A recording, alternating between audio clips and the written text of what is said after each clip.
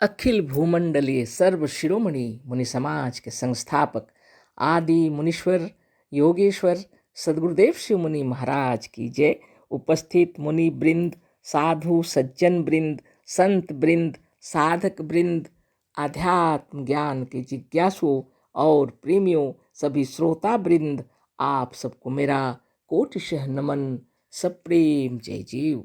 तो आध्यात्मिक चर्चा चल रही है और हम लोग सदगुरुदेव शिव मुनि महाराज रचित ग्रंथ आत्मबल, मनोबल और इच्छा शक्ति के अंतर्गत संदेह, अविश्वास, शंका और भय, इस शीर्षक से जो लिखे हैं सदगुरुदेव अध्याय 10, उसी पर हम लोग चर्चा कर रहे हैं। और जिसमें गुरुदेव बतला रहे हैं हम लोगों को कि वेदों में भी मन की महिमा बतलाई गई है और इस मन के लिए कहा गया है कि यह शुभ संकल्प वाला हो। तो हम लोग मन की महिमा के विषय में पढ़ रहे थे और इसको कैसे अपने शुभ संकल्प वाला बनाया जाए, है ना। तो वेद मंत्रों से बतला रहे हैं गुरुदेव और हम लोग आज पढ़ेंगे वही आयुर्वेद मंत्र से बतला रहे हैं। तो आयुर्वेद के ही मंत्र हैं इसमें। आयुर्वेद 34 बल्ली 3 के अंतर्गत अभी पढ़ेंगे हम लोग। यत् प्रज्ञान मुक्त चेतो धृतिश्च यज्योतिरन्तरमृतं प्रजासु यस्मान ऋते किंचन कर्म क्रियते तन्मे मना शिव संकल्पमस्तु। जो नए नए अनुभव कराता है, पिछले जाने हुए का स्मरण कराता है, संकट में धैर्य धारण कराता है, जो समस्त प्रजाओं, इंद्रियों को प्रजा बोला गया है, समस्त प्रजाओं इंद्रियों के अंदर एक अमर ज्योति है, जिसके बिना कोई कर्म नहीं किया जाता, वह मेरा मन शुभ संकल्पों वाला हो। इस मंत्र से भी मन की महिमा प्रकट है। जैसा कि हमने अपने ग्रंथों में कहा है कि संसार में जितनी क्रियाएं और कर्म हो रहे हैं, सबका हर्ता कर्ता धर्ता मन है। पर मजहबी और सांप्रदायिक लोग सबका कर्ता ईश्वर को मानते हैं, जो उनके वेदों से भी असत्य मालूम होता है। भला सर्वज्ञ ईश्वर कैसे कहेगा कि हमारा मन हमें नया नया अनुभव कराता है। अतः ये मंत्र अवश्य मनुष्यों के बनाए हुए हैं। तो सदगुरुदेव शिव मुनि महाराज की जय, जिन्होंने इन मंत्रों को बतलाकर हम लोगों को यह प्रमाणित कर दिया कि यह मंत्र जो भी है, वेद के मंत्र भी ईश्वर के रचे हुए नहीं हैं, मनुष्य के रचे हुए हैं। वह कोई ब्रह्मज्ञानी ऋषि मुनि कोई व्यक्ति हैं जिन्होंने रचा है, कोई ईश्वर ने नहीं रचा, है ना। यह जैसे बता रहे हैं यहाँ पर सदगुरुदेव जो लिखे हैं वो मंत्र को, है ना। आयुर्वेद 34 बल्ली 3 का है, यत् प्रज्ञान मुक्त चेतो धृतिश्च यज्योतिरन्तरं मृतं प्रजासु ना यस्मान ऋते किंचन कर्म क्रियते तन्मे मना शिव संकल्पमस्तु। बहुत बड़ी बात है। तो जो नए नए अनुभव कराता है, गुरुदेव कह रहे हैं, पिछले जाने हुए का स्मरण कराता है, संकट में धैर्य धारण कराता है, जो समस्त प्रजाओं के अंदर एक अमर ज्योति है। तो सदगुरुदेव यहाँ ब्रैकेट में इंद्रियों लिखे प्रजाओं के बदले। तो इस शरीर की जितनी इंद्रियां हैं उसको प्रजा कहा गया है। यह प्रजा है, आत्मा राजा है शरीर का और इंद्रियां प्रजा हैं। कर्म इंद्रियां और ज्ञान इंद्रियां कार्य करती हैं, शरीर की रक्षा करती हैं। इस शरीर रूपी ब्रह्मांड के राजा हैं हमारी आत्मा, है ना। और इसकी इंद्रियां हैं इसकी प्रजा, है ना। तो कर्म इंद्रिय और ज्ञान इंद्रियां, इन सबको चलायमान करने की शक्ति है मन के अंदर। तो इसके बारे गुरुदेव लिख रहे हैं कि जो नए नए अनुभव कराता है, मन के द्वारा अनुभव प्राप्त होता है, लेकिन कौन कर रहे हैं, पिछले जाने हुए का स्मरण कराता है, संकट में धैर्य धारण कराता है, जो समस्त प्रजाओं, इस शरीर में जितनी इंद्रियां हैं इनके अंदर एक अमर ज्योति है। इस शरीर की अंदर जो अमर ज्योति है, जो आत्मदेव है, आत्मा है, जिसके बिना कोई कर्म नहीं किया जाता। आत्मा यदि न रहे तो कोई काम होगा ही नहीं। इसके कार्य करने वाली, इसके अंदर में जब वृत्तियां उत्पन्न होती हैं उसको मन कहा गया है ना। वह मेरा मन शुभ संकल्पों वाला हो। तो जो इच्छाएं, जो मनोवृत्तियां उत्पन्न होती हैं वो हमेशा शुभ संकल्प वाला हो, ऐसा इसमें मंत्र में किया गया है विचार, है ना। इस मंत्र से भी मन की महिमा प्रकट है।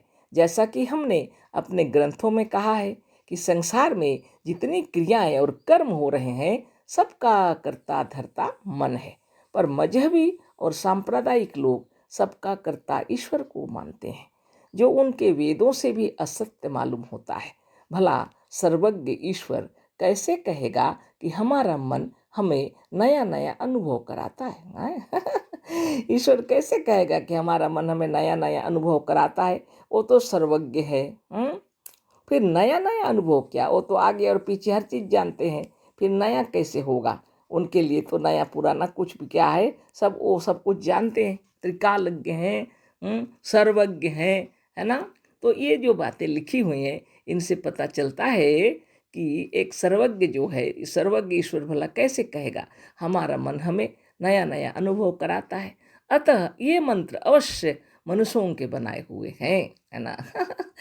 धन्य धन्य सदगुरुदेव शिव मुनि महाराज की जय। आगे आयुर्वेद 34 और बल्ली 4 में लिखे हैं, उसको भी मंत्र को उद्धृत किए हैं गुरुदेव।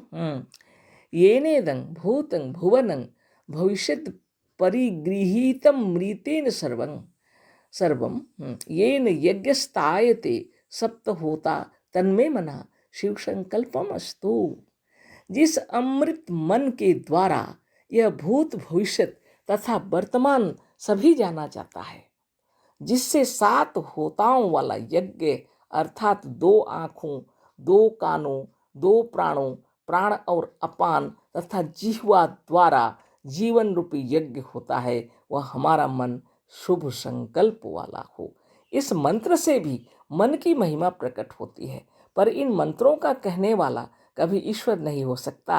इनको कहने वाला भी मनुष्य रहा होगा। मनुष्य को मानने वाले और वेदों को ईश्वरकृत कहने वाले कहते हैं कि ईश्वर के शरीर नहीं है। जब ईश्वर नहीं है तो उसके, जब शरीर नहीं है, मतलब जब शरीर नहीं है तो उसके कान नाक आँख कहाँ से आए? जब शरीर ही नहीं है तो कान नाक आँख कहाँ से आए, है ना। कितनी बड़ी बात है, देखिए कितनी सुंदर बात है। येनेदं भूतं भुवनं भविष्यत् परिगृहीतं मृतेन सर्वं येन यज्ञस्तायते सप्त होता तन्मे मना शिव संकल्पम अस्तु। जिस अमृत मन के द्वारा, यह मन भी अमृत है। आत्मा जब अमर है तो मन उसके संग है, इसलिए मन भी अमर है, अमृत जो नहीं मरता, आत्मा के साथ ही रहता है ना। जिस अमृत मन के द्वारा यह भूत यानी भूतकाल बीते हुए समय, भविष्य आने वाले समय तथा वर्तमान अभी का समय सभी जाना जाता है, सिर्फ इस मन के द्वारा। इसको गुरुदेव अमृत बताए हैं, इस मन को, है ना। वह मरता नहीं है, आत्मा के साथ, आत्मा ही में उत्पन्न होता है, आत्मा ही के अंदर विराजमान है ना। आत्मा अमर है तो मन भी अमर है। जिससे 7 होताओं वाला यज्ञ अर्थात 2 आँखों, 7 होताओं वाला यज्ञ बोल रहे हैं, इसमें 2 आँख हैं, 2 कान तो 4 हो गए, 2 प्राण इसमें 6 हो गए, है ना। तो क्या होता है, 7 लिखा हुआ है, तो इसके प्राण को अपान और प्राण कहा गया है। उसके बाद ये होता है जिह्वा, मिला करके 7 हो गए, है ना। फिर से देख लीजिए, है ना। 2 आँखों, 2 कानों, 2 प्राणों 6 हो गए, और जिह्वा मिलाकर 7 हो गए, द्वारा जीवन रूपी यज्ञ होता है। तब ये जीवन चलते रहता है, यज्ञ चलते रहता है। वह हमारा मन शुभ संकल्प वाला हो, वो हमारा मन जो है शुभ संकल्प वाला हो।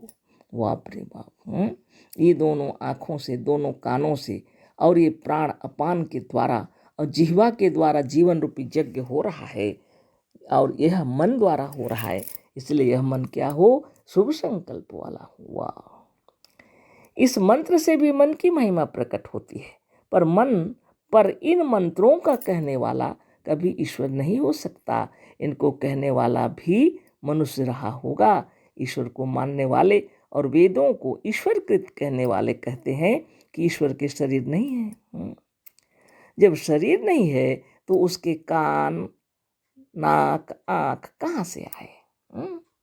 बात तो ये हो गई ना, है कि नहीं। तो बहुत बड़ी बात है, गुरुदेव की कृपा से हम लोग को इतना बड़ा ज्ञान हो गया। नहीं तो इन्हीं वेदों को पढ़ते रहते जीवन बीत जाता है ना। सारा जीवन इन्हीं वेदों को पढ़ते रहते बीत जाता और कुछ नहीं समझते। 18 पुराण समझ में नहीं आते, चारों वेद समझ में नहीं आते है ना। और जितने जो उपनिषद हैं कुछ समझ में नहीं आते, 6 शास्त्र समझ में नहीं आते।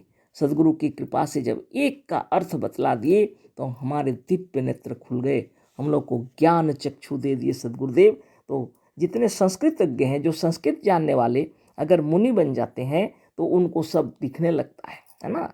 हमारी बात अलग, हम इतना संस्कृत का हमको ज्ञान नहीं है उस विषय में। हाँ, थोड़ा बहुत पढ़ रहे हैं और गुरुदेव की किताबों को पढ़ करके जो थोड़ा थोड़ा उस विषय में अनुभव हुआ।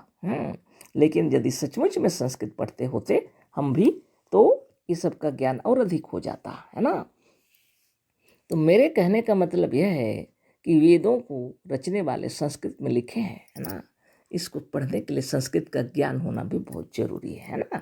तो सदगुरुदेव तो पढ़ करके, सदगुरुदेव तो पढ़े जितने और उसके से छांट करके उसमें से मंथन करके जो तत्व निकाला उन्होंने, उसको हम लोग के सामने प्रकट करके लिख दिए हैं है ना। तो कल फिर चर्चा होगी। अशेष धन्यवाद, कोटिशः नमन। सदगुरुदेव शिव मुनि महाराज की जय।